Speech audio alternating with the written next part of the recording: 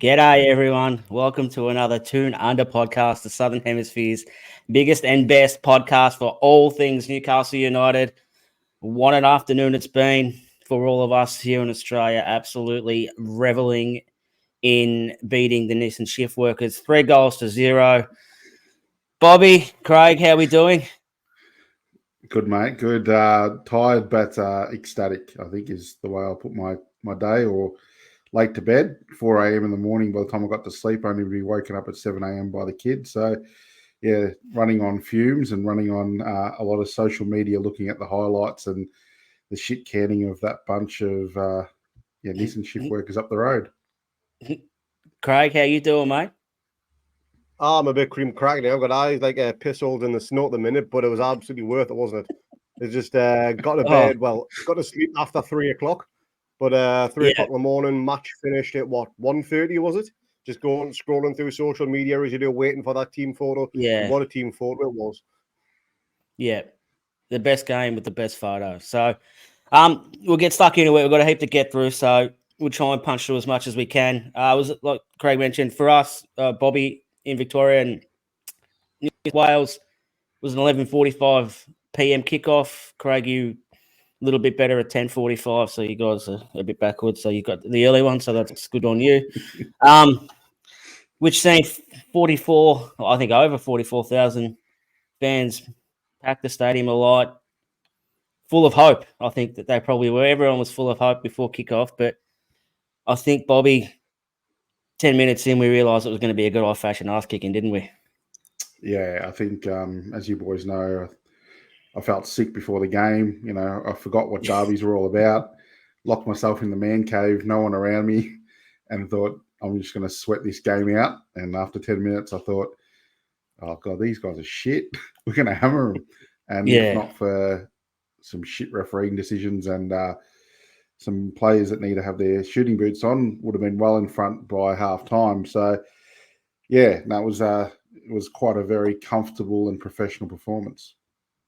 Yeah. Now, I was probably the opposite of you two. I was pretty confident the whole week with what we were doing and how we were going to play and who we were playing and things like that. I mean, we're miles better than them. Like, there's no doubt that we're much better than them. I was pretty confident that we'd show that on the day. I mean, when they're a Premier League team, it does kind of even up a little bit with the occasion and everything like that, with the obviously better players playing in the Premier League and stuff. But given the discrepancy in the leagues and the quality between the two sides, I was pretty confident that we were going to absolutely murder them. So, Craig, you didn't share my enthusiasm. You shit yourself all week. You openly admitted that you were wearing Puma pants. So, when did you start feeling good about things? Probably after the first 10, 15 minutes or so. The nerves really kicked in when the team sheet was announced, to be honest. I knew we'd obviously on paper have the stronger team by far, but, you know, it's a derby and anything can happen in derbies as we've seen in the past. But 10, 15 minutes in, nerves started to settle. I was still on the Southern Comfort at that time as well, so that was helping calm everything down that little bit further. I told you that was the idea, mate. We're going to feel good either way drinking that.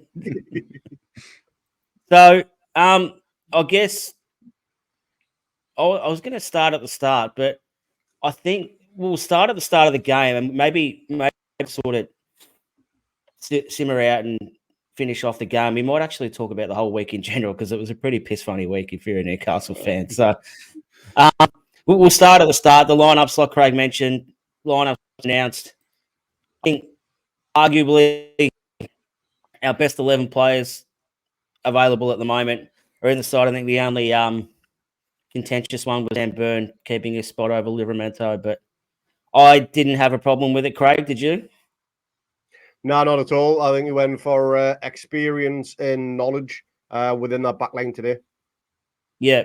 How about you, Bobby? Were you comfortable with Burn playing over Livramento? Yeah, in a derby, the experience, the height of Burn. I think the assumption was they'd lob it in and stuff like that. So, yeah, I was comfortable with that. And it also gave us Livramento off the bench if needed. Yeah. And I don't think, and like I said, my knowledge of championship teams is very limited. I don't tend to follow many other leagues except for the Premier League. But just watching even the game, they didn't seem like a very tall side. So I think that having that extra height with Byrne and Botman, Shah, especially Joel Linton in that first half, really kind of overpowered him. Even Isak's a tall, lanky prick as well. So that kind of first half, I think, if you look at it in totality from the start of the game till halftime, I think we dominated it, but I think we dominated it with sort of a calmness, and we weren't overawed by the occasion and stuff like that. And I think we dominated physically as well. I think Joel Linton was arguably our best player in that first half. It's like the bloke was built for a derby. Like, he just loves the physicality and his strength on the ball against some, let's be honest, some really lackluster physical specimens was really good, Bobby. Yeah, I mean, it was men versus boys, wasn't it? Like, and that's what, after 10 minutes, it just looked that way, not only physically, but in football-wise, we were just an Eddie Howe performance. You know, he pursued, has that calmness and that, you know, professionalism about him, and he went into this derby saying that it was just another game and we'd act that way. So, yeah, physically we were dominant, and Joel Linton, I was looking forward all week to seeing him in a derby. I thought it could go one or two ways. It could go the way it could go the way it went for the first half before the injury, or it could have gone very, very pear-shaped if after 5 minutes he was sent off. But I was looking forward to it, and he showed that, you know, and I think he showed this with our system that we need that number 6 and we need that dominant physicality in the heart of the midfield. That unit. And once he was there, we looked different class and different gravy.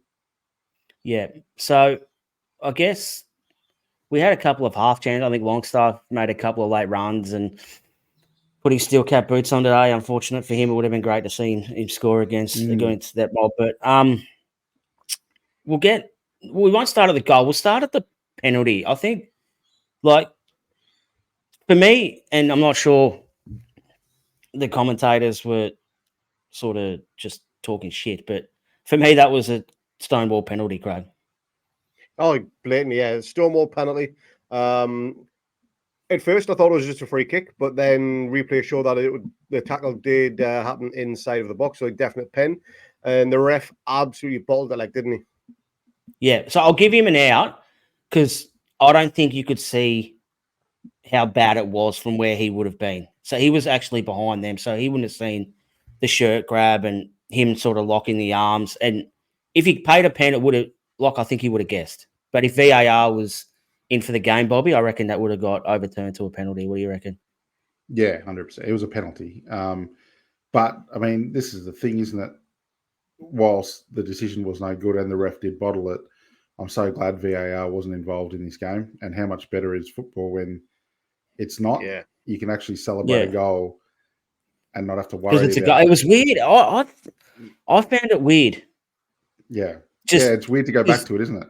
You're trained to sort of not be as happy as what you probably should be because you're not sure what, like, there is some moments, I think, where it's obvious that there's no checks and the goal's going to be okay. But I reckon for 75, 80% of goals these days, you still got a little bit of a thing in the back of your head now. Like, I'm not sure if this is going to count. And because you watch the ball, you're not sure if someone was blocking the keeper or whatever. So you're right, mate. It was refreshing. You're going to get decisions like that one where you feel cheated or you feel that it didn't go your way, but you're going to get that with VAR anyway. So this way is a much better outcome for every football fan, no matter what colours you're wearing, because that euphoria when we scored, I knew in the back of my head that you could just jump up like a madman and celebrate and have that euphoria straight away without going, oh, is it going to be offside? Or what's going to happen? Was Isak offside? Or was there a foul 300 minutes before that play that was going to happen they're going to stop it? So, no, look, the ref bottled that decision. It was a penalty, but, thank God there was no VAR. Luckily, the reason why the ref bottled it, I think the reason why he bottled it is because if he gives a pen, he's got to then give a red card. And that's happened so early in the game. You always get the people say if the ref dishes out red cards, yellow cards early in the game, it spoils the rest of the game for everyone else because he's then going to follow suit. I think that's the reason why he didn't give the pen, because he knew you would have to give a red card as well. Well, his mindset was like that, I think, from the start, Craigie, because he didn't give yellows to Sunderland players where there should have been 2 or 3 yellows even before that incident. One on Botman was awful as well. But I think he went into the game thinking, this is a derby. I'm going to hold the cards. I'm going to be relaxed about it so it doesn't ruin the spectacle. And that's what stopped him making a lot of decisions. Because, I mean, at the start, I was like, if that's not a yellow card, that's, you know, it's ridiculous. And you might be right, because that was a red card penalty as well. And he just went, nah, I can't give it. Yeah. And I think what maybe counted against him is, and I think when you're the home team, what in AFL, Bobby, we call it the voice of affirmation, where the home team are really loud. And it has been proven that it does influence the officiating for the game when the home team are really, really sort of noisy and stuff like that. But, I mean, the atmosphere in terms of the home support wasn't great. I didn't think for something that they kind of talked themselves up. And Eddie made a very valid point post-game, and we all said, even before the season, that the Champions League stuff is going to be really good experience for the squad moving forward. And he actually referenced that after the game when he spoke, when someone did mention the atmosphere, and he said, well, when you've played away at Milan, Paris Saint-Germain and Borussia Dortmund, you get a bit used to the atmosphere and stuff like that. And I definitely don't think what they dished up last night was anything close to what them 3 teams gave us when we went there too. So I think you can already see that Champions League sort of experience paying off, and we're getting better at dealing with this sort of stuff. Yeah, most definitely. I think 100% agree that we can go to Dortmund in front of the yellow wall and be acclimatized to that. Then that Sunderland crowd was, well, let's call a spade a spade. It was pretty pathetic. I heard the 6,000 Geordies through the TV. So whether they had the microphone there and not on the home fans or whatever it was, but it was about as pathetic as their flag display that they paid $17,000 for. We'll get to that. 17,000 pounds, I should say. So just in Aussie speak, it's about $34,000. So,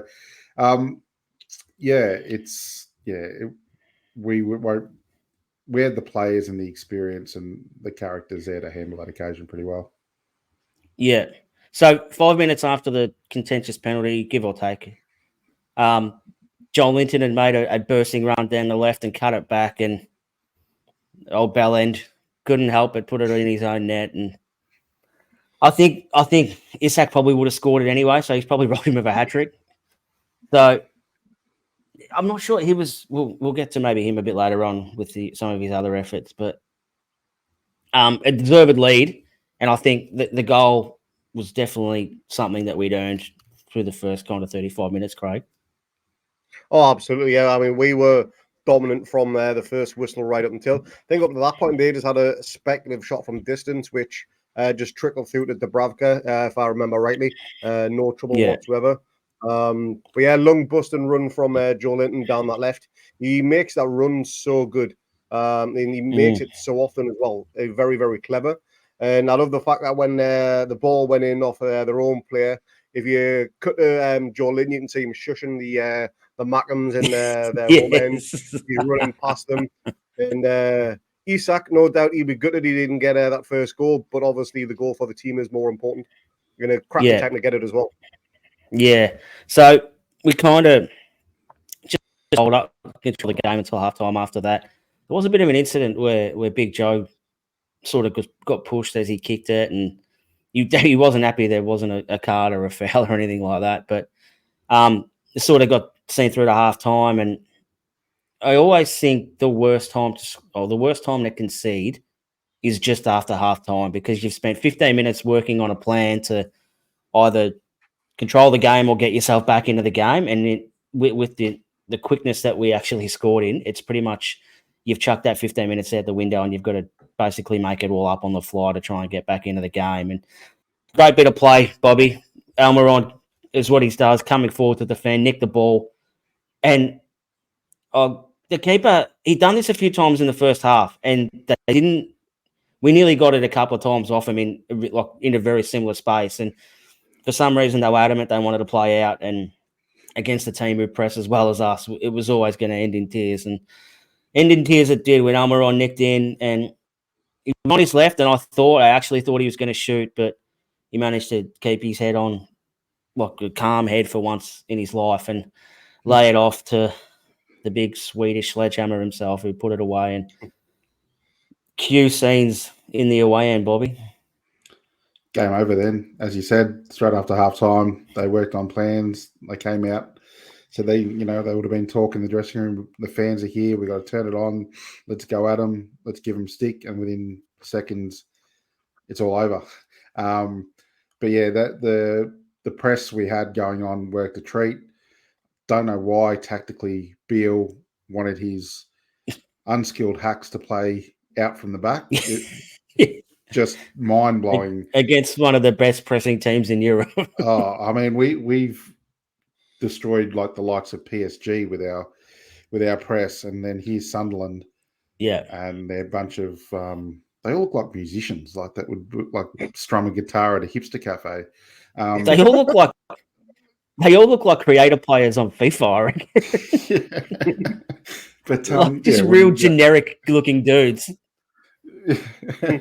And I could not believe that they kept that and persisting with this playing out from the back. So Almiron, what a performance.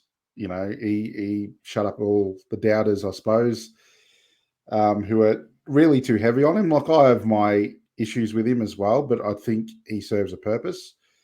I do think we need to, as we grow, he will not be part of the squad, but how anyone can doubt what he gives us or what he gives to Eddie Howe's system is totally beyond me. And he proved it in that game. That I think now you got to lay it off, because he's done it in a derby, and that bit of pressure and that calmness to give it to Isak, and that finish from Isak was pure gold. Like, if you watch it from behind of him, it was just perfection. And then his reaction to the goal, where he went into the crowd and just screamed as loud as he could, was a beautiful moment. So yeah, perfect.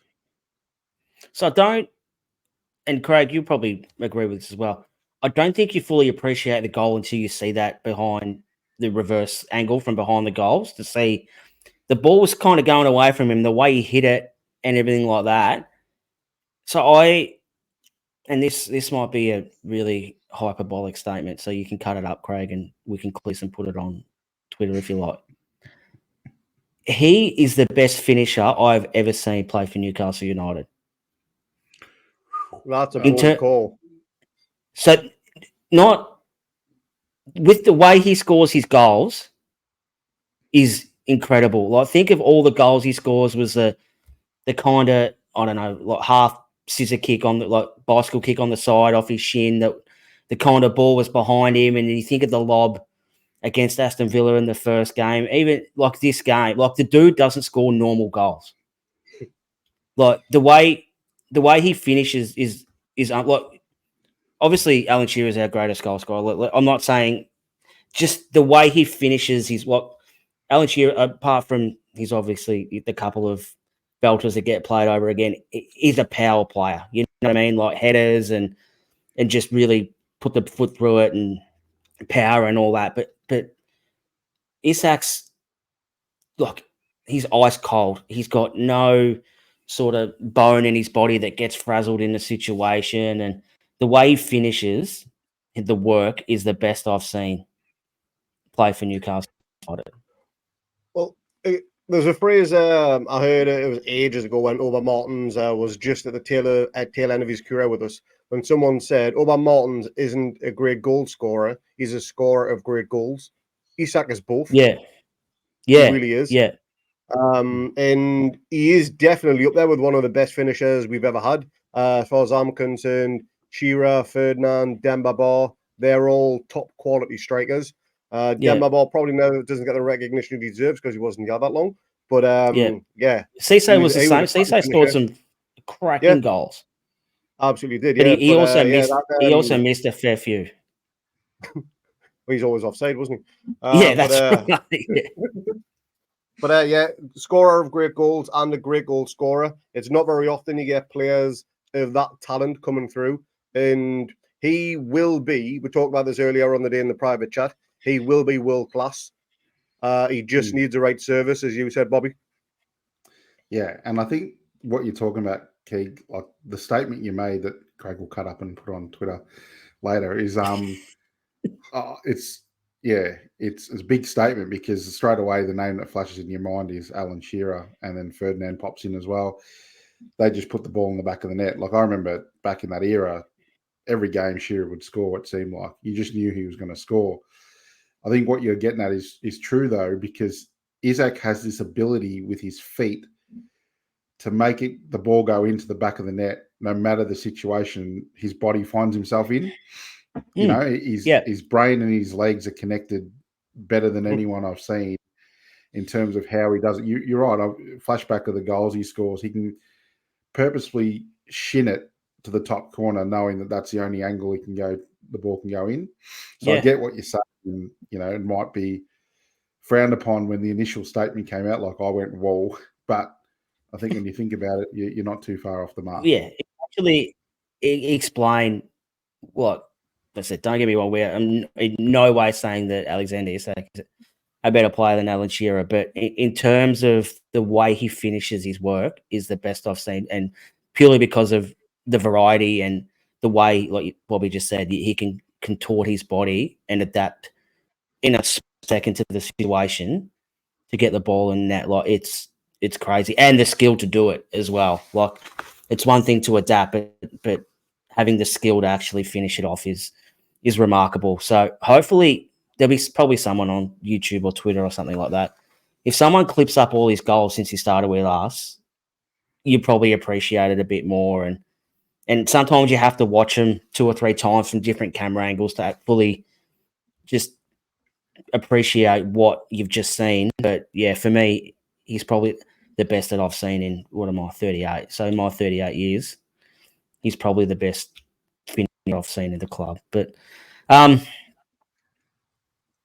so I think after the second goal, unfortunately, Joelinton went off with what looked to be a quad injury. I think he come out after half time to see how it went, and we were lucky that we got a break after a minute, and he knew it was no good and come off. So Lewis Miley replaced him, and I did think we got cut open a little bit for the next kind of 20 minutes. They sliced through us through that midfield a couple of times, and you could really tell the difference. And this is not a Lewis Miley knock. It's just he's not a beast compared to the bloke he replaced. So, but having said that, I mean, they only had a couple of like half chances. One was a deflected shot that Dubravka saved with his legs that I think he would have saved comfortably if it hadn't taken that deflection. And then that pasty looking bloke with the blonde beard skimmed the top of the crossbar. But I think Dubravka had that covered anyway. He actually pulled out of the save because he knew it was going over. And I think the same bloke might have had one that Dubravka saved down to his left, which wasn't really of any danger. But that's pretty much all they offered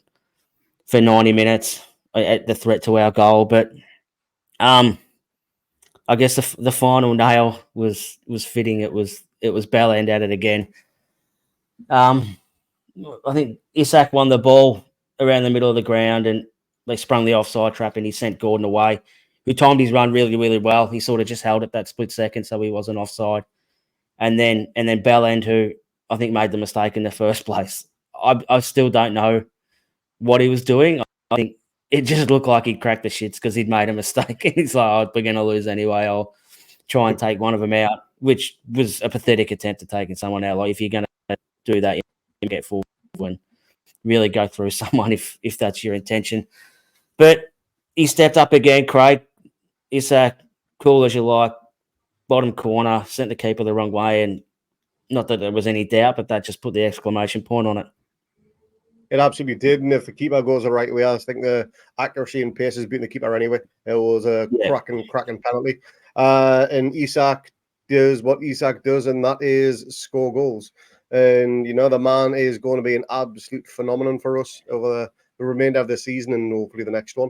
But, sealed the deal, 3-0. It's a common scoreline in the derby over the past few matches. luckily we were on the winning side of this one rather than the other, and hopefully we can now crack on for our own 6 in a row, whatever they want to call it. But hopefully we never play these little sods for a good number of years now. Yeah, I was going to say that 6 in a row is probably going to take about 25 years to get through because the way they're playing, we're not going to see them unless we get them in a cup again. But yeah, so the final whistle and everyone's happy, and we've done what we needed to do in a really business-like performance. But I don't think I must admit, as soon as the whistle went, I was rooted. I'd had a big day at the races yesterday, so I went pretty much straight to bed. I was like you boys, I couldn't sleep either, so I was lying on my phone and the dog next door was barking its head off, so I couldn't sleep. I didn't appreciate the post-game stuff because I was sort of on delay through my phone, and I'm not even sure if they showed it on Paramount here because yeah, like I said, I turned it off. But what's now known as the Jason Tindall photo it's probably made my day. And there was a couple of tweets that he'd organised it, but I don't know if you blokes have seen the footage that he actually does orchestrate to get the photo done. And of course, that's what Jason Tindall does, Bobby. He's an idol of mine. I love him. I love the bloke. I just think he's fucking a ripper. I never want him to leave our football club. I don't care in what capacity he's there. Just he's got to stick around because he is elite at winding up the opposition. I've never seen an assistant coach get so much stick from opposition fans too. So, no, he's brilliant. You can see straight away he went to Serena and he's, done that Called one. her over. Let's get the photo. Then he went to the leaders. He went to Trippier. He went to Lascelles. He said, get the boys. And then he even moved us over from the goals. Yes. If you watch the visions, pulled him that way. Yeah. Yeah. I think it was great too. And I think it was a great thing. The club had kind of organised for the first thing in the morning. So for those of you, I think you all probably heard about it now, but if you had a ticket, you had to travel on the buses from St. James's Park. They had a heap of buses just running to and from Wearside. So upon arrival, I think everyone got a brekkie bar and a drink and a scarf, which was I thought, like I said, a great touch from the club. They had some music playing, waiting for the buses, and the scarves just looked immense in the background of that photo. And yeah, I think hats off. The club have been getting, I think, a fair bit of stick this year with the ticketing and all that, but I reckon they hit this one out of the park, Craig. Oh, absolutely, yeah. They don't have to do this type of shit. And again, it's all money coming out of the club. And it's just something I'm not used to from previous owners. I'm not going to dig too much into that. But it is so refreshing to see that the owners and the fans, they are united. We are back as a family club again, if that makes any sense. And it's very, very refreshing to see. Yeah, and it was great. So even on that, we'll quickly summarise this whole. I guess it's an experience, the whole derby experience, and I think it started when the game was announced and the tickets went on sale, Bobby, when we got 6,000 tickets, and that ruffled a few feathers with season ticket holders having to move because they allocated basically double of what they normally did for any other club. But when you've got a club like ours coming and you need the money, they've made a strategic business decision to do that, and so which put their supporters offside straight away, and then a week leading up to the game was as good as you could probably imagine for a Newcastle fan. Yeah, I mean, it's comical, it's funny. You just look at them and laugh. But this is what happens when you don't turn up to your football games for Ipswich and Notts County, whoever they play down there. When your fans don't turn up to the stadium, your club has to do desperate things to generate money. And when a fixture like this comes along, all they can say is, how can we maximise the dollar that our fans are not putting into the club when they're not turning up? So they've only got themselves to blame, the fans, as much as you want to have a go at their ownership and everything like that. Yeah, you turn up to your games, you support your club. I mean, they keep telling us that they fill their stadium every week. They don't. Not true. It's simple. No, it's not true. It's just not true. It's total lies. And this is what happens when a big club come to town, especially your rival. They'll maximise it, and they put out the red carpet. But I think everything they did was to try to get and generate the dollar because of the situation they're in. So it was fantastic for us. It was comical for us over the other side of the world to watch and experience. But yeah, it just showed that the gap within the two clubs at the moment. Yeah. And Craig, I'm hands up here. I thought the whole bar incident, if you want to call it an incident, I thought it was a wind up. I thought Big Frank a Big Frank impersonator had whipped this up and kind of acknowledged it and sort of just went through it. And then it just kept popping up on my timeline. And I was like, hang on a minute. This isn't a wind up. This is fair income. And then it started. So what? So I completely understand, Bobby, what you've said, and you're 100% right with what you've said. But Craig, in what universe would you allow a Newcastle design and like a designer and sign writer to take over your bar? What did they think was going to happen? Well, apparently the Sunderland board or whatever it is, they were told that the Newcastle design people over could only use natural colours or neutral colours, that type of thing. There couldn't be any Newcastle-based themes or anything. In that, the Sunderland board of directors had signed all of this off, which I actually find absolutely hilarious. To sign it off just before Christmas, they then walk in. You imagine, you've got the stadium security. Oh, we're here from St James's Park. We had to take over the Black Cats bar and fill it with loads of Newcastle shit. You can imagine what the security is thinking. I'm not going, what are you talking about? That just doesn't make any sense. But you go there, you're at the stadium of shite, you're putting up all these banners and everything, saying, cheer up Peter Reid, how are the lads? We are united. That was the worst one. You've actually shit on one of your managers. Yeah, that's the best thing about it as well. And I mean, you're putting that shit up there, you're taking photos, putting on social media, go, you know what, this is going to go viral very, very quickly. And in a way, I'm kind of glad it did get shared in social media, because imagine the fans walking in on that thing without anybody knowing about it. And then all of a sudden, you've got the fans there, the 700 people in that bar, however many it was, who paid 600 quid a ticket to get into that club as well, apparently, which was extortionate. They walk in and they to see all this for the first time. I think that wouldn't have been good as an experience. Everyone thoroughly enjoyed it themselves through social media. And it was genuinely one of the best things ever. And the phrase, let's all laugh at Sunderland, hasn't been any more appropriate this week than ever before, as far as I'm concerned, because that was fucking brilliant. Yeah. For all the sort of blood money and oil money that they've been throwing at us the last couple of years, they've actually stuck their hands out and asked for it. They've wanted some of the oil money. Like, don't sit there and shit on it when you stick your hand out at the same time. It doesn't work like that. So I'll quickly run through some of the stats before we sort of knock off here. So shots, we had 10-5. Possession, we had 64% of possession. For those of you who are listening on audio, so I'll run through them quickly. Silver flags used. We didn't use any silver flags, Craig. They had about 3,000 of them. I think you're about right now. Yeah, Bobby, 5 corners to none. We didn't have a corner. So money wasted on displays, which you referenced earlier. They had £17,000 on money wasted on displays. We haven't wasted any yet. So they've kind of got us there. I'll put the corners twice. I'm not sure. And the tiers, we'll factor this in litres. So they had 38,000 litres of tiers after the game, and we've had 0. So they've kind of, it's probably even Stevens when you look at it.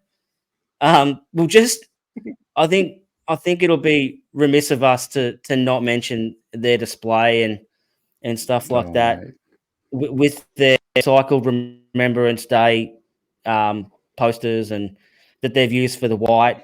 And the thing that really, I think, I guess, what's the word, that really sort of tickled my fancy was the big Wearside across the whole stand as the players walked out. Craig, is that font used from a 13-year-old in 1997? Because that was the worst looking thing I've ever seen in my life when it comes to displays. And this is from someone who's seen a big tifo of Aaron Moy with a another tifo of a penis going into his mouth. So, like, the bar's pretty low, and I reckon they've outdone it. It looks like they got Stephen Hawking to draw or something, didn't it? It generally wasn't. It definitely wasn't straight, neat, or anything like that. That was one of the shittest displays I've ever seen. I've seen a better organisation of flag waving at a ship launch down in Wallsend, where I used to live, and genuinely, it was piss poor and then some. But war flags know how to do a display. They clearly don't. I've got 2 points on this display, Keegs. One is, whilst it is funny as buggery, it is downright criminal what this group have done. They've pocketed the money. Yeah. 100%. Oh, 100%. They've ripped their own fans off, and they have the gall to come on Twitter and abuse their own fans because of the stick they're getting. And 2, thank Alan Shearer for war flags, because we are so lucky to have an organisation, fan-led, that do what they do and fan-funded. give us what they give us. And seeing that monstrosity down the road just makes me appreciate what we've got even more. Yeah, I couldn't believe. I'm watching it, and it was hard live because the camera sort of was on that, and then it was on a different bit. Then it was on the silver flags, and it was all a bit of a shamal. And then even like, why was it why were they waving it in a V? Like, wouldn't it have been better and more appropriate to be vertical that kind of matched their jumper like we've done? They're pointing it at the goal because I don't think their players knew where the goal was. I think that's the point. And I don't know why it was silver. Can anyone explain why they picked silver? Is it because they'd left over Christmas? They must have had a line around somewhere. That's why they've used it, because they've pocketed the money. But just hilarious. Yeah, like, it was like, you never take, and we've probably said this anyway, but never take war flags for granted after what they've dished up for 17,000. That it was absolutely embarrassing. And I did read by the group, I can't remember what their group was called, but I think they've ceased operations, which is very convenient. They've probably, like you said, Bobby, they've pocketed that money and they've pocketed recycled some paper and 100%. See you later. Yeah. So they have cleaned up. They've cleaned up on. What they've done is they're now away to Newcastle to get a flight to Spain. Yeah. It's only for holidays. They can't play there anytime soon. They might play a friendly against Real Sociedad Bees or something like that in the summer to get away or something like that. But we'll wrap up. I'll start with you, Bobby. Let's look at this as a whole thing. So not just the game, but the whole occasion and stuff like that. Did you have a favorite part of it all? Oh God, it's all good. It is all good. So it's like picking your favorite kid. Everyone says they don't want to do it, but everyone's got one anyway. Yeah, every day seemed to get better and better, and every day brought on the fact that how big the gap is, not just on the field but off the field, between the two clubs now. Like, they're irrelevant, and this will hit us later down the track because we're still celebrating the euphoria of winning a derby, but we generally don't have a rival anymore. Like, this rivalry is basically in tatters, fundamentally, because of the gap and how we're going one way and they're doing what they're doing. But if you had to pick a favorite moment, I think forever and a day, Jason Tyndall photo will go down in living folklore, because to take a winning photo at your rival's ground in front of 6,000 fans, I can't remember anything in any sport where that can be beaten, to be honest. To have the I guess, the thought process to think about doing it, like, with the occasion, and like you said, everyone's euphoric and everything like that. And he's just wired differently, mate. Like, he just thinks, how can I wind these people up even more? I've got one here. When you thought nothing could get better because the week's been fantastic and every day was better than the next, the game happens, you win 3-0, you think nothing can beat that. The final, icing on the cake is that. I think, that goes down as my favourite moment for sure. Yeah. Craig, how about you, mate? What was your favourite moment of the whole occasion? I don't think it's got shared around enough, but again, it was when the team sheets were announced. Somebody crossed out all 11 of the Sunderland players and put who, Jude's brother, who. And they're like, that's literally their most famous player is because his brother plays for Real Madrid. That's pretty much it. Nobody else knows any other player they've got. But I thought that was absolutely fantastic. But Mad Dog, literally the ultimate shithousery tactic with that team photo will go down in folklore, and so it should. And that team photo needs to be blown up massive and hung in the Leonard Gallery because that thing is superb. It's going in my office. I'm going to get the picture and I'm going to blow it up and I'm framing it and it's going to be here amongst all my sports trivia, memorabilia, sorry. It'll take pride and play somewhere in this office, 100%. Love it. Well, I'll tell you what, if they do sell prints of it, we'll fund the next striker for the club. Just quickly before we go, Bobby, and this is going to be a really hard question as well. Man of the match. If Jolinton kept going the way he was going, it was easily going to be him, but I'll take him out of the equation because he only played a half and a couple of minutes. I'll give it to Almiron, but I want to say special tributes to Bruno and Gordon as well, who I thought were fantastic. And of course, the goal scorer, Isak, deserves to be in that conversation too. But I'm going to give it to Almiron because from minute 1 to minute 90, he did not stop at all. And I was just proud of his effort. Craig, how about you, mate? Yeah, I like all that. Miggy for man of match for me. He played that through ball for the contentious penalty decision. He got an assist for the second goal as well, and he ran his socks off like he does with any other game, you know? Yeah, it's good. Special shout out to Dan Belland as well. I thought he was one of our best players, giving us the penalty. Weren't they meant to have some bloke by the name of Stewart that was meant to be a Premier League player that was going to tear us apart and tear Trippier apart? I mean, I don't think he touched the ball 3 times. They're all going to tear us apart. I mean, I think he got touched the ball 3 times. I was looking forward to actually seeing some talent on for them. And yeah, no, just a shocking team they are, aren't they? Yeah, like they're a bunch of battlers. Like that's honestly the nicest thing you could say about them. Thanks you boys for jumping on.